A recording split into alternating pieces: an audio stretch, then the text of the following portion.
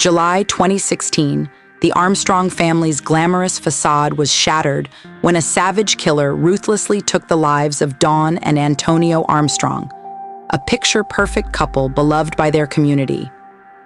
The shocking murder sent shockwaves through their tight-knit neighborhood, leaving friends and neighbors in disbelief. The ensuing investigation proved to be an uphill battle from the start. With no signs of forced entry or struggle at the crime scene, detectives were left baffled as to how the perpetrator could have gained access to the Armstrongs' home. As law enforcement struggled to find leads, the community was left grappling with the unfathomable loss of two cherished members. The couple's children, who witnessed the heinous act, were now orphaned and scarred for life. This senseless violence not only devastated their immediate family, but also deeply affected those who knew them. As investigators delved into the timeline of events surrounding the murder, they found themselves entangled in a web of complex relationships and motives that only added to the confusion. The seemingly perfect marriage between Don and Antonio was nothing more than a facade, with hidden betrayals and secrets coming to light. With little physical evidence to work with, detectives had to rely on good old-fashioned detective work to uncover the truth. In the aftermath of this horrific tragedy, the community rallied together to make sense of what had happened and support the grieving family. But one question loomed over everyone's minds: who would commit such a heinous crime and why? Don and Antonio Armstrong were not just victims, they were pillars of their community, respected and admired by all. Antonio, a former NFL player, dedicated his life to giving back and making a positive impact on those in need. Dawn, a devoted wife and mother, provided unwavering love and support to her family. However, as we delve deeper into their lives, it becomes clear that their picture-perfect image was nothing more than a well-crafted facade, hiding dark secrets and lies that ultimately led to their tragic end. As tensions in their marriage reached a breaking point, Antonio's infidelities and underlying conflicts proved to be the catalyst for this calculated and ruthless crime. The mysterious night cloaked the town, casting doubt on the once beloved Armstrong family. Rumors of betrayal and a heinous crime permeated the air. The meticulous investigation by law enforcement revealed an unexpected culprit, their own 16-year-old son, AJ. A wave of shock and disbelief washed over the community as they struggled to come to terms with how a privileged boy could commit such a brutal act. As the dust settled, all that remained were shattered pieces of trust and innocence. The Armstrong tragedy was more than just a murder. It exposed the consequences of greed, ambition, and deceit in even the most seemingly perfect lives. While justice may have been served, the wounds from this horrific event will never fully heal.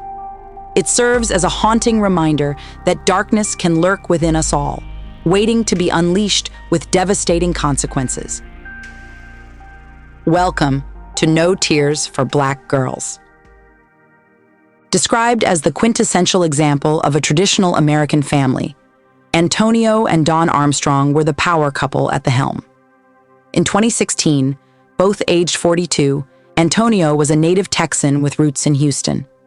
His alma mater was Texas A&M, where he honed his skills on the football field, earning a full scholarship before moving on to the NFL as a linebacker for the Miami Dolphins in the mid-1990s. Unfortunately, ankle injuries cut his career short, but he found success in playing professionally for 6 years in Canada's CFL. Alongside his wife Dawn, they co-owned and operated First Class Training, a prestigious gym located in Bel Air. Not only did Antonio excel as a personal trainer, but he also used his platform as a motivational speaker and advocate for general health and fitness. Theirs was considered an idyllic union by all accounts, with 3 children to complete their picture-perfect family. The eldest, Josh, was Don's son from a previous relationship, and by 2016, he had become a college student. He had formed a close bond with Antonio and cherished his role as an older brother to 16-year-old AJ and 12-year-old Kira. AJ followed in his father's footsteps as a standout football player and was highly regarded among his peers. Together with their sister, they resided happily under one roof with their devoted parents. On the night of July 28, 2016, the Armstrong family retired for bed around 10 p.m. after Kara had dutifully set the home security system. Don and Antonio slept in the master bedroom on the second floor while Kara's room was down the hallway. Meanwhile, AJ made use of the loft on the third floor, which he shared with Josh, until recently when Josh moved into his own apartment nearby.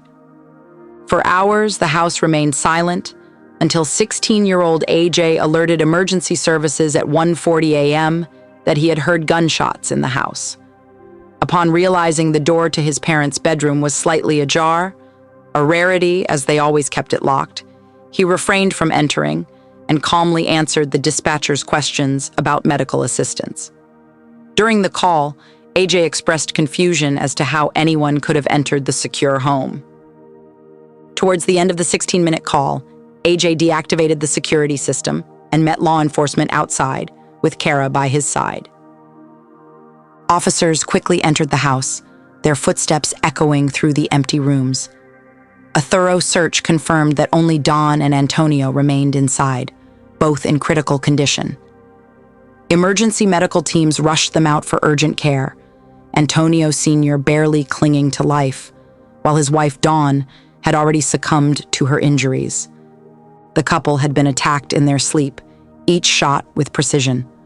The killer had left behind a chilling message on a notepad in the kitchen, taunting the police with cryptic writing. The murder weapon, Antonio Sr.'s own handgun, was found next to him on the bed where he lay wounded. It seemed that the initial shots had awoken him, leading to another fatal shot from the intruder. Despite an obvious suspect and evidence that pointed to someone inside the home, 2 family members were able to leave unharmed: 12-year-old Kira and 16-year-old AJ, who had called 911 himself. But when questioned by police, AJ appeared emotionless and gave vague answers about his relationship with his parents. As they gathered more evidence and pieced together the events of that night, it seemed likely that AJ was responsible for the gruesome attack on his family. But in the midst of all this chaos and tragedy, AJ calmly made a call to his brother Josh, perhaps seeking an ally in this twisted situation. He delivered the tragic news to his brother, that their parents had been gunned down. Within moments, Josh appeared at the house, living just down the street as he does. He lived in luxurious apartments, conveniently located right around the corner from his family's residence on Maple Ridge. Their relationship was strong, like blood brothers, sharing a deep bond with one another and with their father. Despite any possible tensions between them and their mother, they too were close in their own way. The police questioned AJ at the crime scene while investigators meticulously combed through for evidence. Surprisingly, no usable fingerprints were found anywhere in the house, including on the murder weapon or the note left in the kitchen. While shell casings were discovered in both the master bedroom and AJ's room, suspicions began to shift towards him when it was revealed that he had recently shown off his father's gun to a friend and fired it. Police then made a disturbing discovery: bullet holes in a pillow and blanket inside AJ's closet. This led them to believe that he may have been conducting test runs of the shooting prior to carrying out the actual act. As Antonio Sr.'s life hung in the balance at the hospital, his son was charged with 2 counts of capital murder and released on bail. However, despite seemingly damning evidence against him, there were discrepancies and doubts regarding AJ's involvement in his parents' deaths. He showed no signs of having handled a gun or being covered in blood or gunpowder residue. And as investigators dug deeper, even more puzzling pieces of evidence emerged. A freshly burnt area of carpet with a faint smell of gasoline on the second-floor landing where access to escape would be blocked, and no trace of his parents' blood on him or his belongings. It seemed that this case may not be as clear-cut as it first appeared. The house was completely void of any bloodied garments. The 16-year-old had clearly taken the necessary steps to cover his tracks, leaving no trace of cleaning supplies in any sinks or drains. However, DNA evidence was found on the notepad and gun, belonging to the Armstrong family, but unable to be linked to a specific individual. This trend continued throughout the rest of the house, as DNA samples taken from other areas could not be isolated to a single person. Despite initially lying to police about playing with his father's gun, AJ stood by his story that an unknown intruder had entered the house and he had seen them fleeing while wearing a mask. If convicted, AJ would face a life sentence with no chance of parole for at least 40 years. However, his family remained loyal and supportive as his defense team prepared for trial. Before the case went to jury, Maxine Adams, a close friend of the Armstrong family, came forward with a different theory about the crime. According to Maxine, Antonio Sr. had been involved in a prostitution ring and even received death threats due to their shady connections. AJ's defense argued that this information was withheld by the state and pushed for dismissal of all charges against him. In her interview with police, Maxine provided further evidence supporting her claims, shocking and potentially exonerating the Armstrong family from involvement in the murders. However, these rumors and suspicious events following the killings were ultimately deemed unsubstantiated by the Houston Police Department. Despite efforts by AJ's attorney Rick DeToto to have the case dismissed due to lack of evidence, the motion failed. As a result, 19-year-old AJ went to trial in spring 2019. In a surprising turn of events, the defense presented yet another suspect, Josh Armstrong, AJ's older half-brother, who suffered from schizophrenia and had reported violent thoughts in the years following the murders. Jurors also heard from Hannah Pilon, Josh's ex-girlfriend, who was living with him at the time of the murders. She had been sleeping when the shots rang out. Josh was home when she woke, but she couldn't confirm his whereabouts for the hours prior. She assumed he had been lying next to her in bed. Hannah testified that she woke up when Josh received a call from AJ. He told her there was someone in his parents' house, and then he grabbed a shotgun and ran out the door. Hannah also testified that Josh's mental state deteriorated after his parents' death. He heard voices and became paranoid, depressed, and obsessed with the murders. Eventually, he checked himself into a psychiatric hospital for treatment. Kara Armstrong, now a teenage witness, took the stand to speak about her brother and their family dynamic. She told the jury that Josh had always felt like the black sheep of the family, believing that his parents favored his siblings over him. She also noted that his demeanor drastically changed after returning from college. Kara also addressed the key piece of evidence against AJ, the security system. According to her testimony, the system was unreliable and often malfunctioned.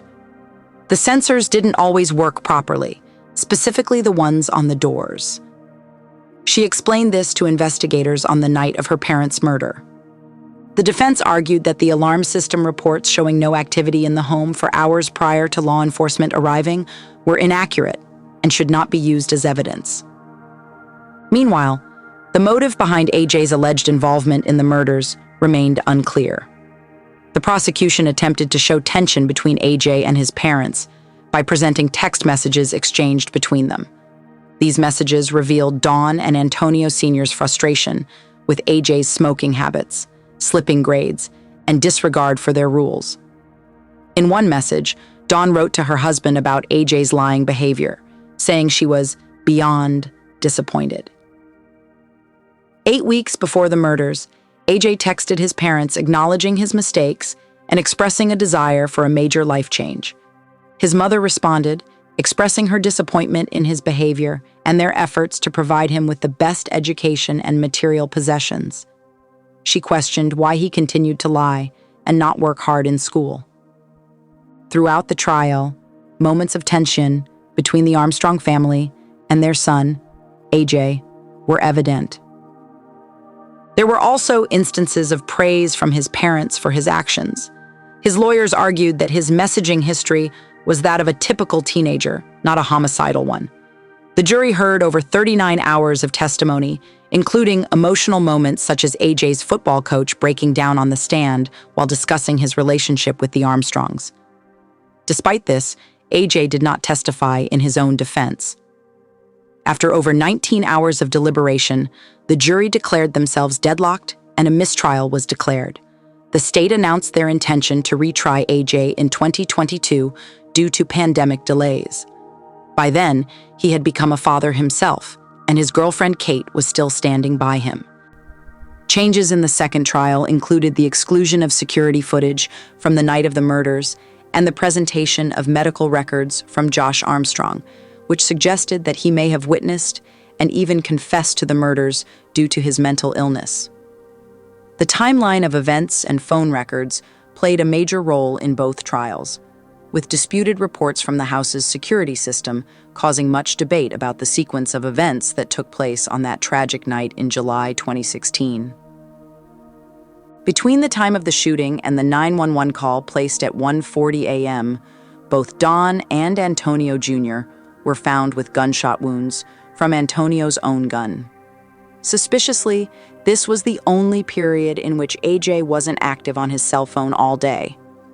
It is believed that during this time, at 1:25 a.m., the living room motion sensor was triggered, most likely when the note and gun were left in the kitchen.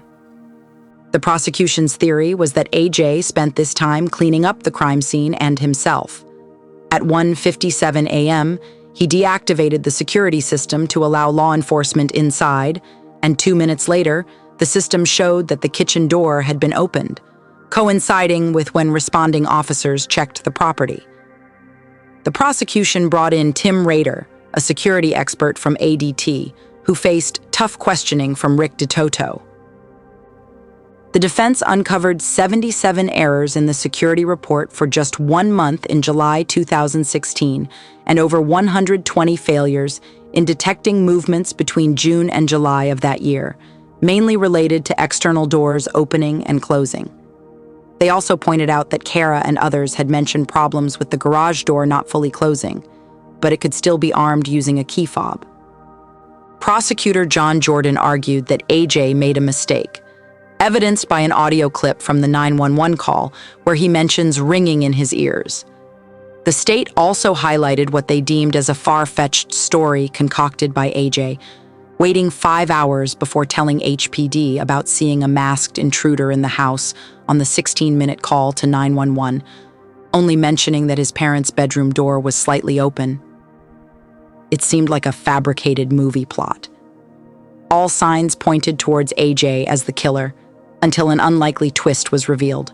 According to the prosecution, it was someone else who did it. During the first mistrial in 2019, the jury was split 8-4, with 8 believing AJ was guilty and 4 thinking he was innocent. In November 2022, another mistrial occurred, but this time the numbers were reversed, favoring the defense. Some jurors spoke anonymously to the media afterwards about how challenging it was to deliberate in the jury room. The state intends to try AJ Armstrong for a third time, with jury selection set for February 24, 2023, and testimony starting in March. The judge filed an order to change the location of the trial due to the intense scrutiny the case has received in Harris County, which could impact finding an impartial jury. It's unclear how these pretrial proceedings will affect the timeline, but one thing remains certain since July 2016. According to the state of Texas, Antonio Armstrong Jr. is responsible for murdering his parents. 8 years later, they still have yet to prove it. This is the story of Antonio Armstrong Jr. and the tragic deaths of his parents, Don and Antonio Sr. Thank you for tuning in to No Tears for Black Girls. This series is skillfully crafted by acclaimed writer and producer John Reedberg with the guidance of unapologetic host Samantha Paul. Catch new episodes every Tuesday and Thursday on all major podcast platforms. You can listen anywhere, anytime. And if you truly enjoy our content, please leave a 5-star rating and positive review. Remember to stay loved, stay blessed, and stay safe.